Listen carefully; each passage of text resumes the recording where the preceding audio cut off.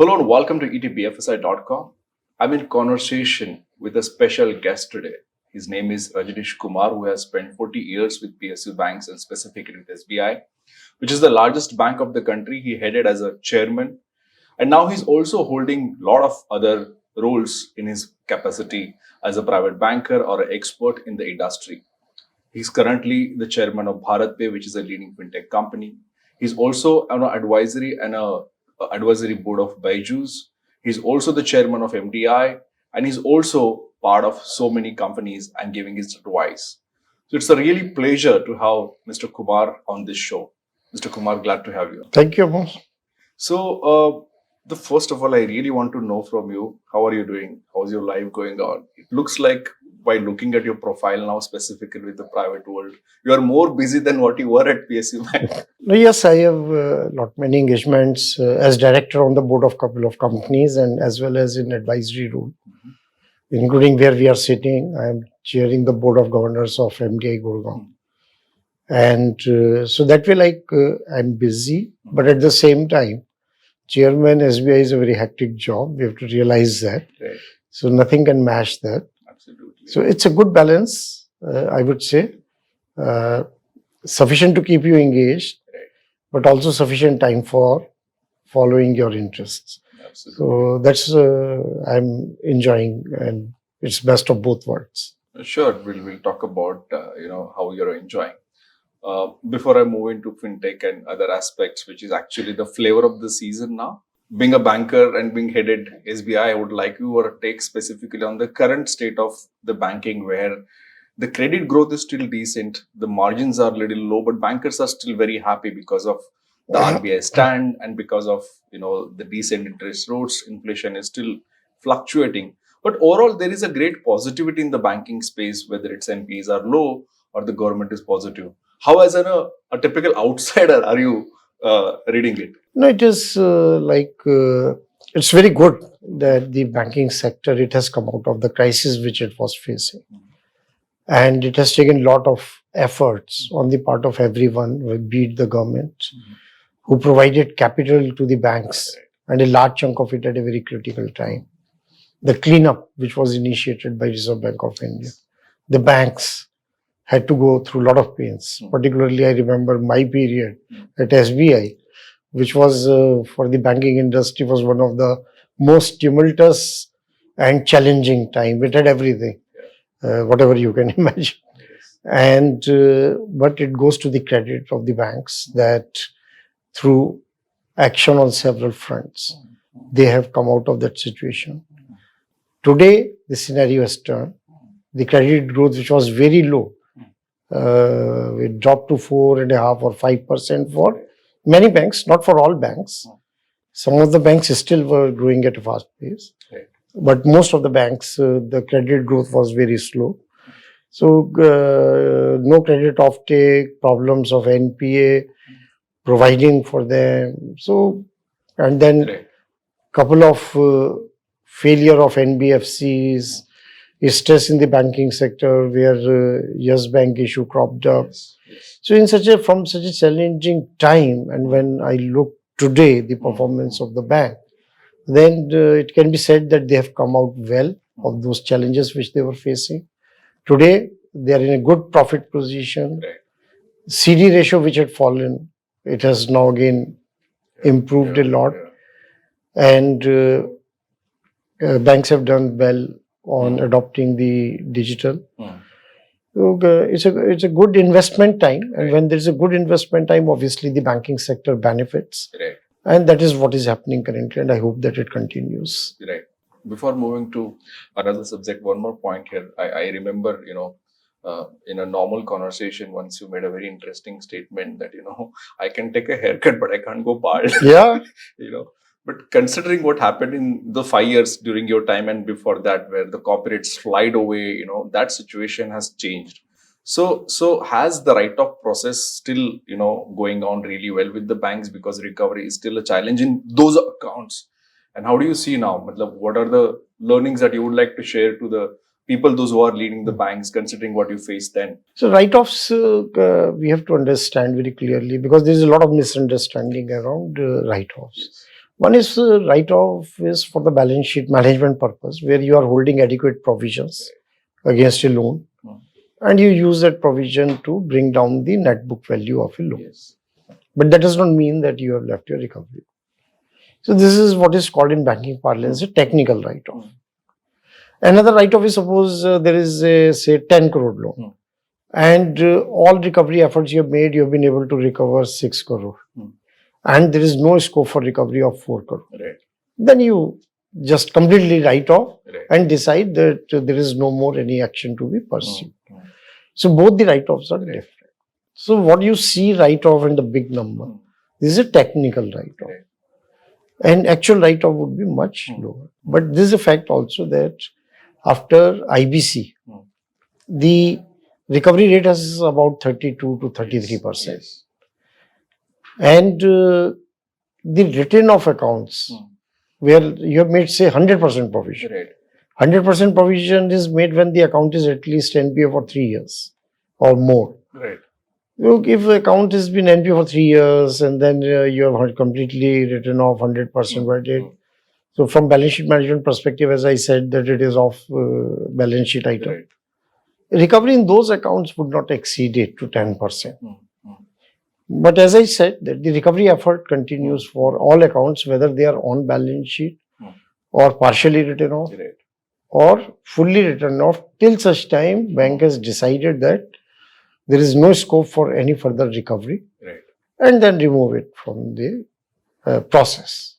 Absolutely. Thanks for explaining that. Now let me move my focus where the bankers are becoming fintechs. You are advising and being part of a lot of fintechs. Fintechs are trying to become a banks. So with this background, there was a lot of hope that the BharatPe will turn up. A lot of issues happened there. A lot of controversies happened there.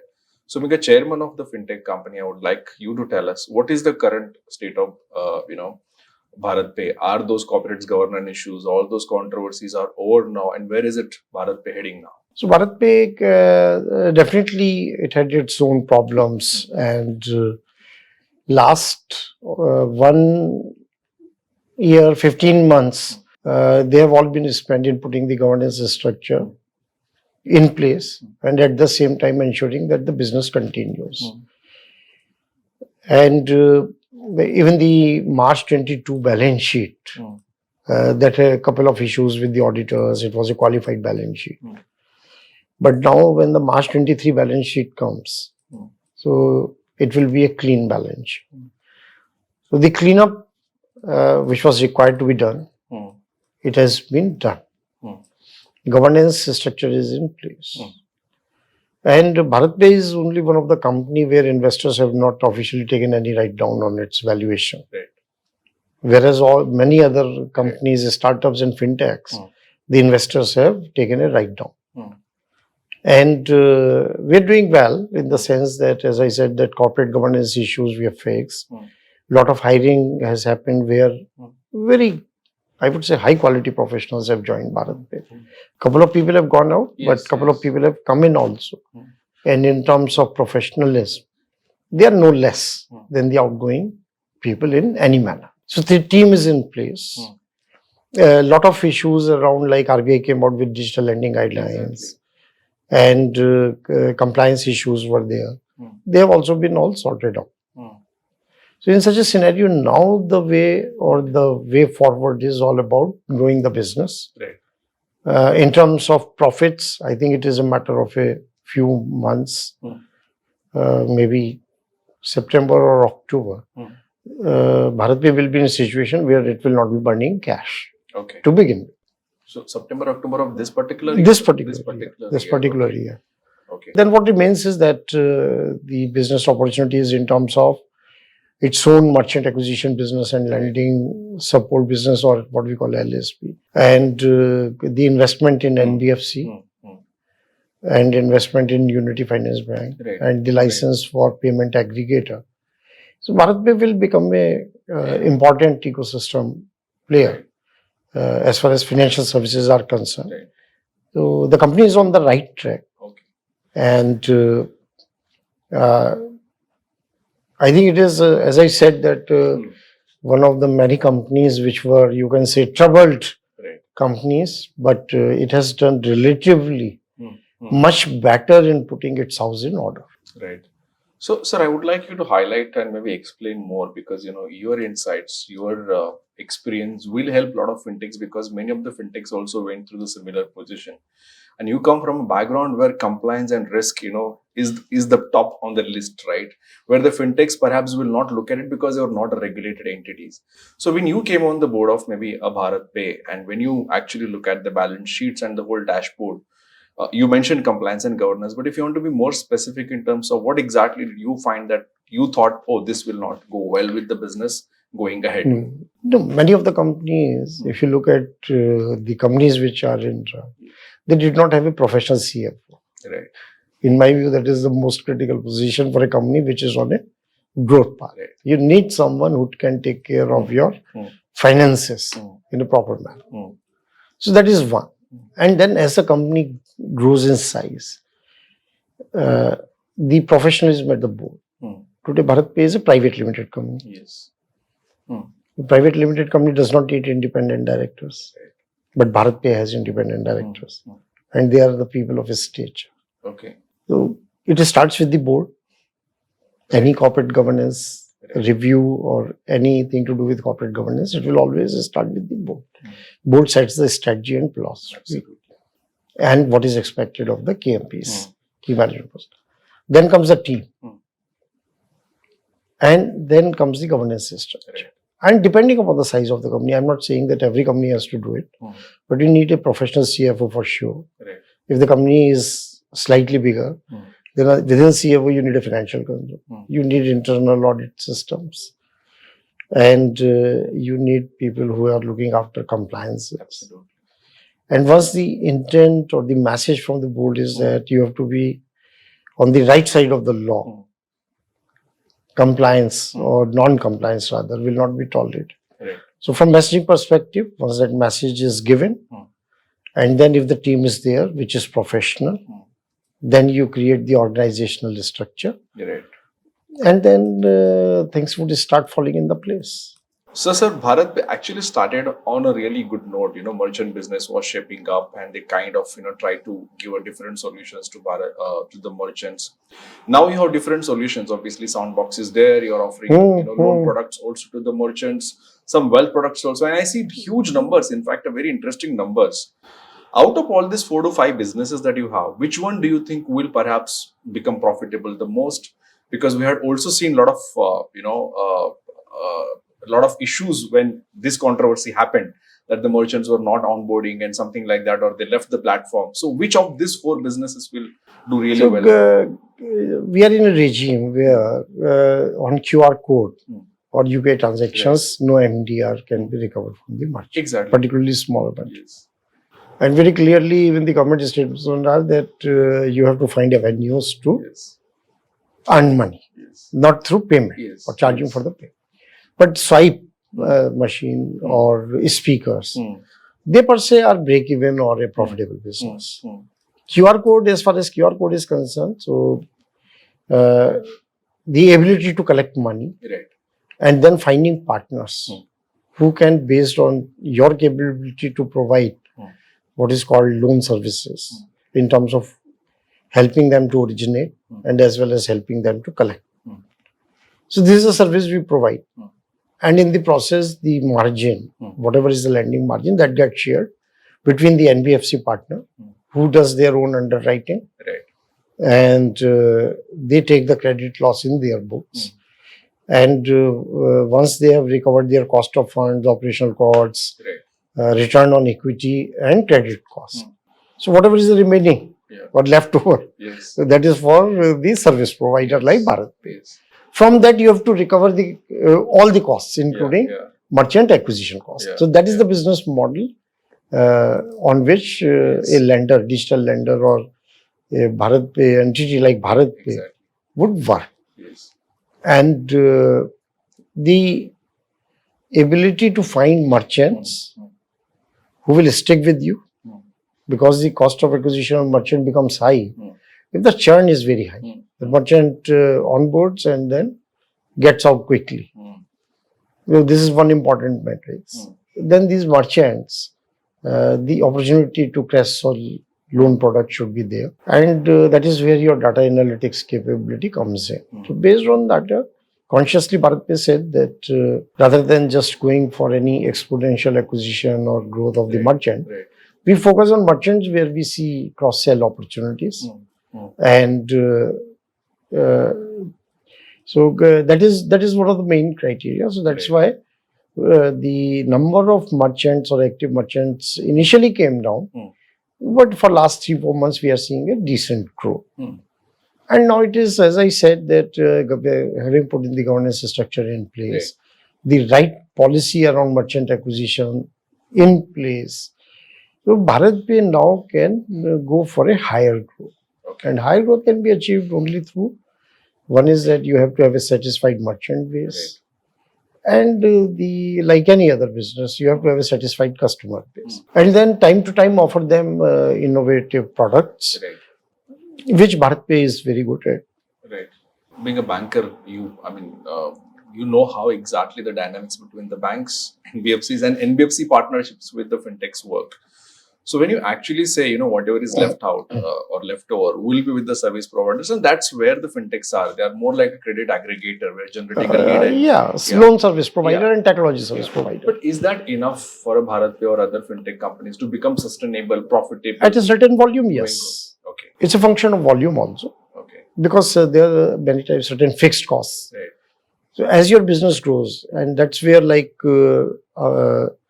the BharatPe, when I said that we are seeing that in by September or October, there will be a cashback given. So that is where, because of the increased volume and driving the cost efficiencies, we are in a situation where our business would be reaching the break-even level, and then whatever is the incremental growth in business, that will add to the bottom line. But will you work only as a service provider? No other plans for NBFC license or something? Or we have invested. We have invested. We can go up to even 100%. 51% we acquired in a company called Trillions. Yes. And gradually we will be capitalizing it. And but there is no bar in our going up to even 100%. We have 49% stake in Unity Small Finance Bank. So teams are working together to exploit the synergies between BharatPe and Unity Small Finance Bank. They also were putting everything in order. And the last almost 2 years they have utilized for bringing new technology, putting the governance structure in place, settling the issues around PMC.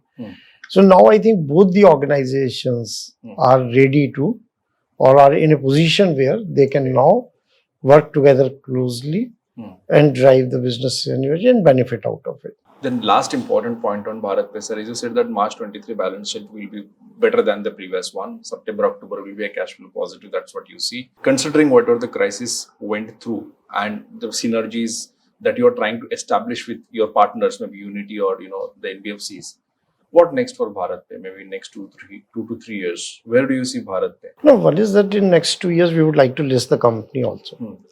And depending upon the circumstances, how the stock market and overall the conditions are. But as I said that BharatPe is an important player in the financial ecosystem. We have got the in principle approval for PA, aggregator license we have. And then the merchant acquisition business and servicing business, this will continue. There is a scope for growth. And then apart from merchant lending business, BharatPe is another product which is postpay, which is the consumer side. So this, we were not growing it at a fast pace. One was because of the Reserve Bank of India guidelines around PPI, because it was a PPI based model where credit bin was used PPI, but credit was available, and RBI put a stop to it. So postpay also, it's a very good, well-designed, I would say, consumer app. And we have a lot of hopes around postpay. So there will be a merchant business and there will be consumer business. And India is growing, economy is growing. It has one of the best world-class payment system. We have the capability to analyze data and facilitate lending. Hmm. So we'll play on our strengths Hmm. and continue to grow the business. Hmm. And hopefully we'll give decent or meet the expectation of all the stakeholders. Right. Now, apart from BharatPe, obviously you have a great learning on the fintech side as well, not just being a typical banker, because you had SBI, there, and we discussed that earlier in a detail. Then BharatPe, and now we have, if I'm not wrong, 23, 24 unicorn fintech companies. Many of them are listed now in just last 2 years. Few of them are worried when the RBI regulations came on the digital lending. Few of them are still unable to raise funds. So, in this current situation, what is your observation specifically of the India's fintechs? So one is that whatever is the regulation, Hmm. there is no choice but to comply. Yes. And when any regulator makes Hmm. any rule or law, they have to take a very balanced view. Hmm. So on the one hand, they would like that innovation is not stifled. Right. That is one part. Hmm. At the same time, protecting the interest of the consumer, Hmm. whether even if it is a borrower, it is a consumer. Right. Whether disclosures are proper, whether there is a high-handedness with any consumer. So all these things Reserve Bank has to see, and they also have to see that no systematic risk gets developed. Right. So that is where RBI comes in. Okay, if anyone wants to do a sustainable business, they have to be mindful of this fact that whatever are the regulations, you have to comply with those regulations. Till such time you do that, at times the cost of compliance will be higher, but that is true for all the banks. Right. Globally, the cost of compliance has gone up for all banks. Yes. But that's the reality. Hmm. You can't escape. So do your business in a compliant manner Right. and follow whatever the guidelines are. It's always a two-way communication process. Wherever you feel that there is a difficulty, representations are made to RBI. At times they agree to your point of view. Right. At times they don't agree, and whatever they feel right, they issue the guidelines. So this process will continue. And as far as fintechs are concerned, it's not only about merchant business Yes. or Yes. payment business. There are many other businesses, back office, risk management, fraud management, cyber security risk management. So there are a lot of companies who are in the category of fintech. They may not be as visible Yes. as the Yes. companies which are in payment systems. Yes. Because here the consumer base, merchant lending base is much higher. So you hear of BharatPe, Paytm, Google Pay, or all those kind of companies.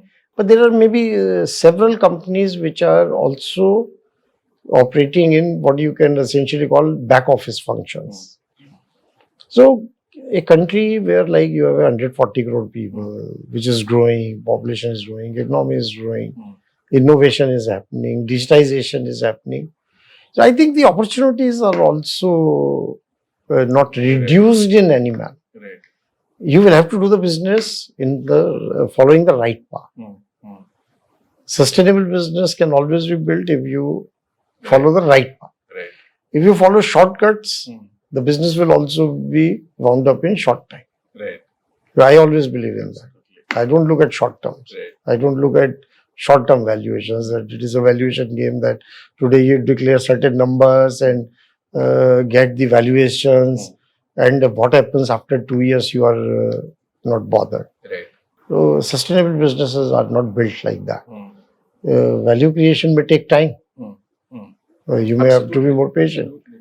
But having a valuation that is say 30 billion or 100 billion and coming down to 30 billion is not a good story. Yeah, and that's what started happening actually. That is what started happening. But now the world is more realistic, let me put it this way. The investors also now they are looking at your performance in terms of profits, growth, compliance, governance. I don't think that 3 years ago anybody bothered about these things. Exactly. It was all about gross merchandise value, GMV, new terms, and valuation was on GMV, corporate governance. Nobody knew what is happening in the company. When will they will be in profit? Nobody was bothered. So that was a different time. Yes. Now you are in a different time. So whoever is able to align with the changed circumstances, they will survive. The people who are unable to align with the changed circumstances, they will be eliminated. But do you see strongly that consolidation will happen? Do you see that large players will perhaps swallow the small players because they are unable to raise funds any which way? That happens in every sector. Right. So it may happen in fintech sector, but still it's a different ballgame, I would say. Okay. Because when any large company, then they work in a different manner.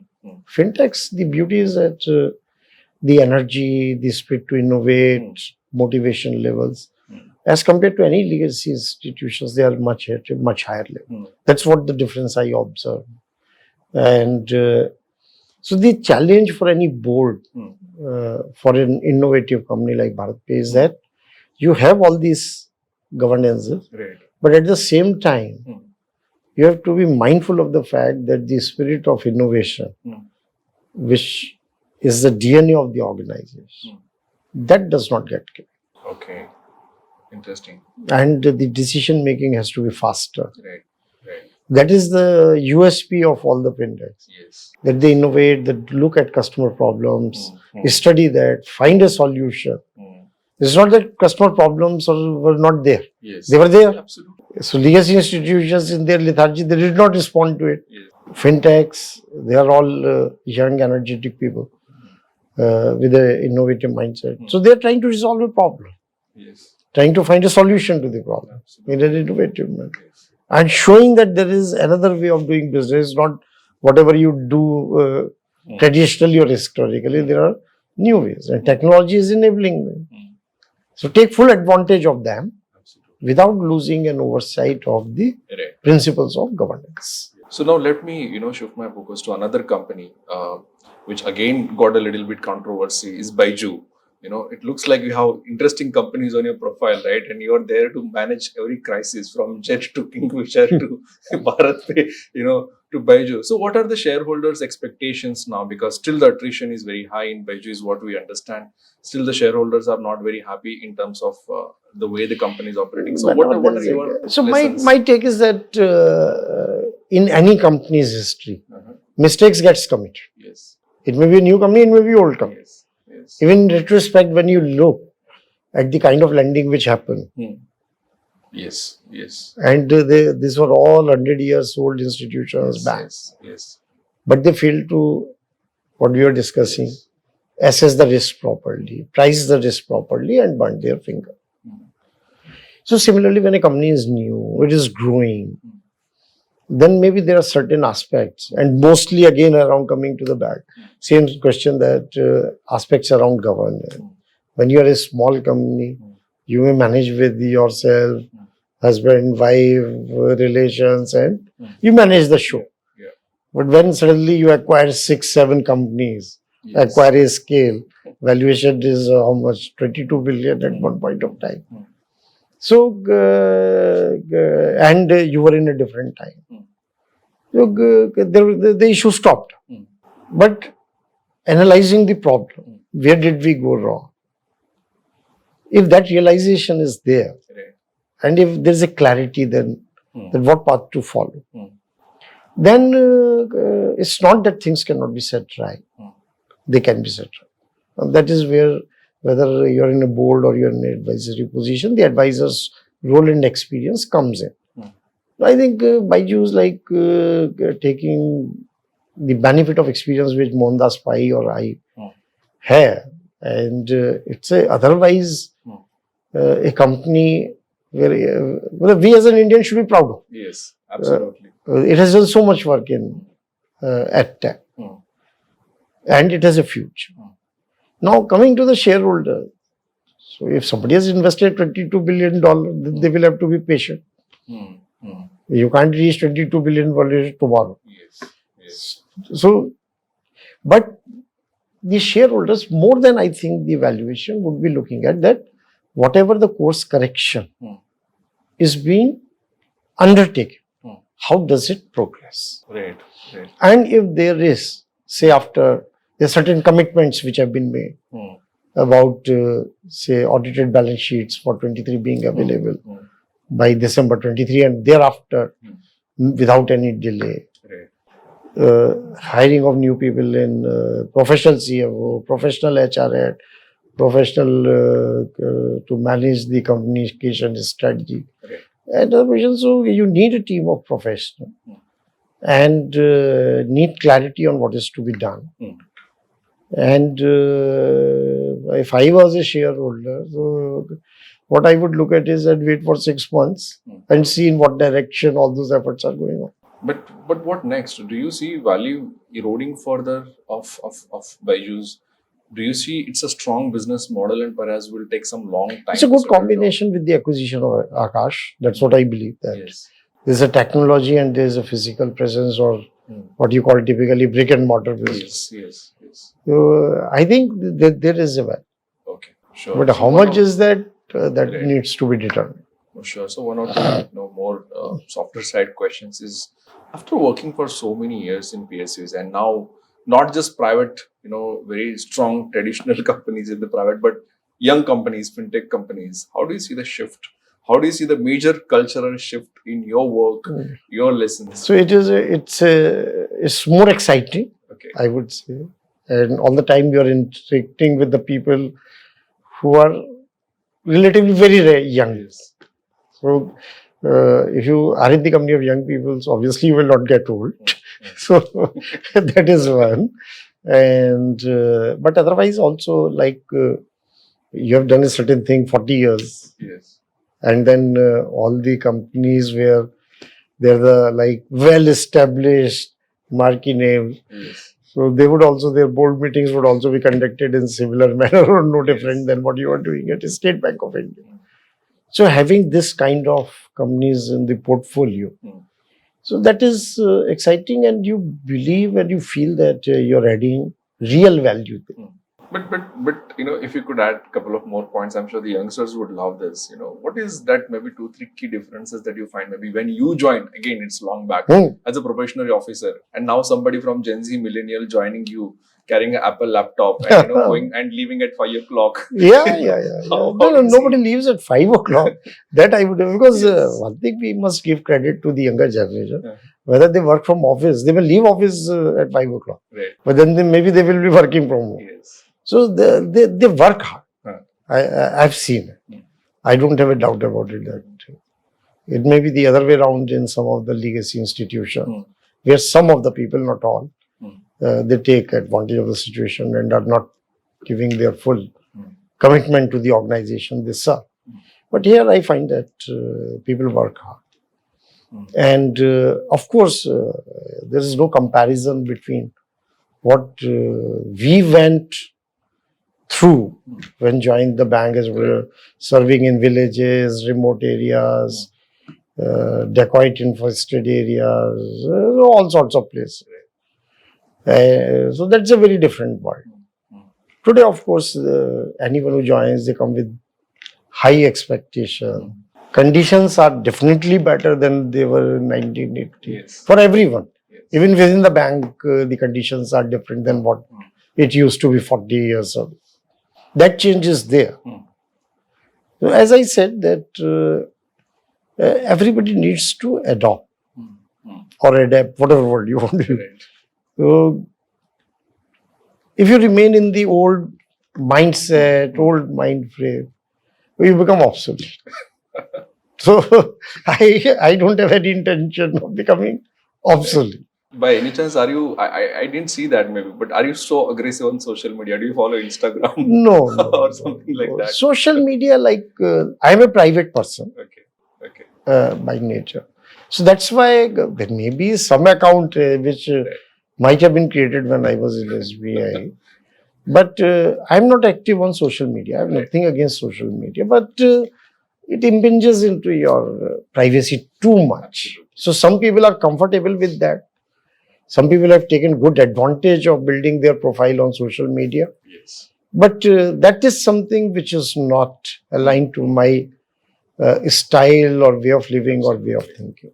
So lastly, maybe I will give you a couple of reference points and would like you to tell us your learnings, your observations, and how do you see the future. So, we are the bright spot. That's what the governor says. That's what the government says.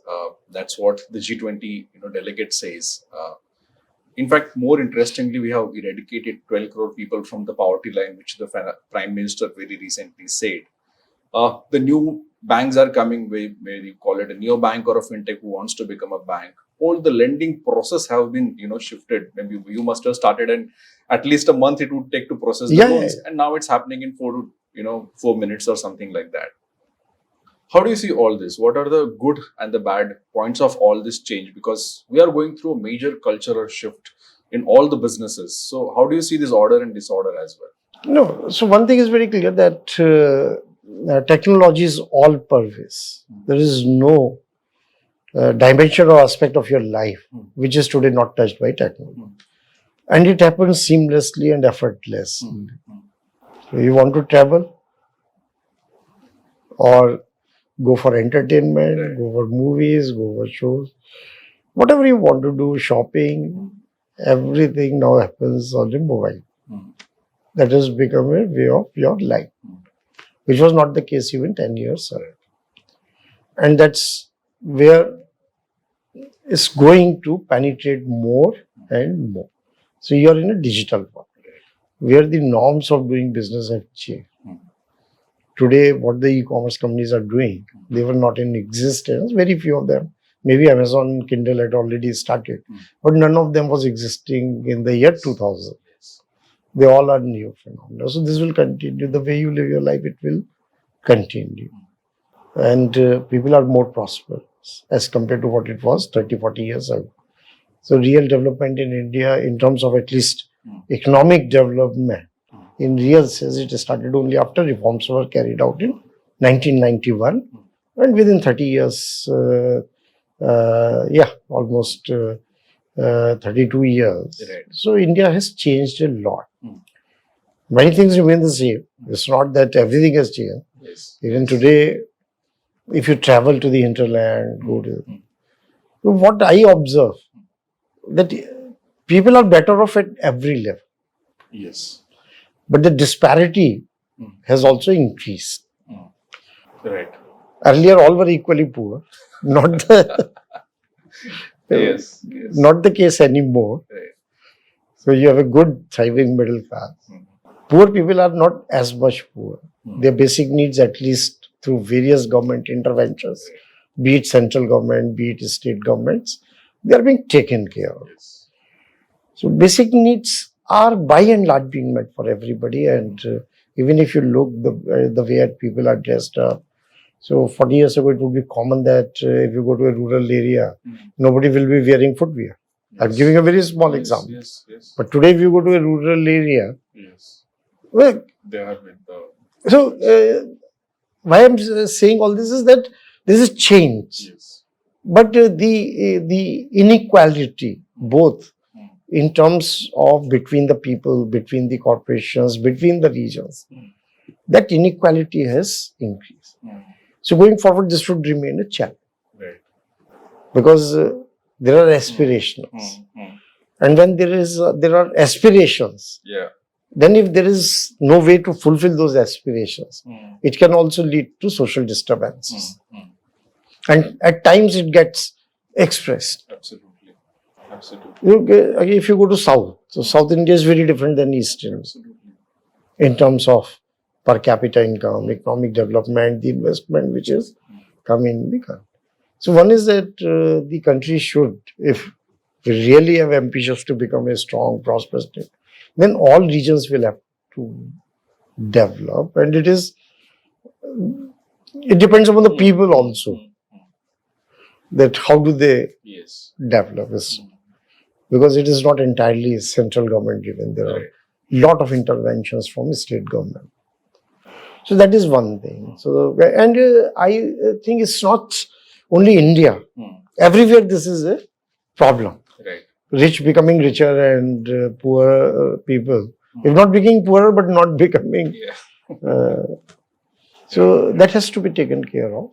That if the aspirations are raised, how do you meet those aspirations? But otherwise, in terms of investment, in terms of outlook, in terms of the investment in infrastructure, which government is doing in a massive way, the creation of digital infrastructure. So what it will do is that when combined, it will improve the productivity of our economy. Productivity of economic gain means per capita income gains. Look, hopefully, whatever is being projected, so we will have much better per capita income than Right. Sweden. Yes. But whether it will be for everyone, yeah, that is a question. Yeah. that is something where if at all government interventions are required, Yes. Yes. they would be required to see that the inequality is not so high that it becomes a cause of social disturbance and disorder. Absolutely. Absolutely. Quite meaningful and realistic thoughts, sir. In fact, on the digital public goods and infrastructure, I remember one line. I had an opportunity to interview Mr. Nilekani once, very recently, and he said, "We are moving from prepaid to postpaid economics." So formalization is very interestingly happening in India. I think you actually explained that in your own words, apart from the inequality, which is again a very realistic topic. Lastly, sir, again, I briefed about it, but what's the next crisis waiting for you? Me? For two airlines crisis that you handled, then the fintech crisis that you handled, now the edutech crisis kind of you are handling, and now what next for you? So what is it when you are in a position? There are certain crises which come at your doorstep and you have no choice, you have to handle them. Exactly. Today I have a choice. Yes. But wherever, if somebody feels that my experience is of value to them, and I also believe that there is a sincerity in setting the things right, and subject to availability of time, commitment needed and required. So this is an ongoing process. So it's like opportunity is coming your way, and where the need is there, somebody valuing your experience and coming to you for some sort of guidance or help. But for me, the litmus test is that how sincere you are in that. Right. That is quite meaningful. Great learning from you, sir. And I'm sure the readers, specifically the fintechs, youngsters, and the finance professionals who will watch those shows will really love your insights. So thank you for your time and all these insights. Thank you for coming here and having this conversation. That 40 billion YONO valuation that is stuck. Yes. I mentioned to you in that interview. Yeah, that was in fact, that was the first time you said that, and that became a breaking story. Yeah, I remember. Yeah, so it was off the cuff remark, but yeah. But do you see any timeline that you see now that's going to happen? That is embedded in the state bank. So okay. One can know the value only when it is not embedded in the main system. Yes. Yeah. Interesting. But great, sir. Thank you so much for your time. Thank you. Thank you so much. And thank you so much for watching ETBFSI.com. Stay tuned to economictimesbfsi.com and stay connected. Thank you.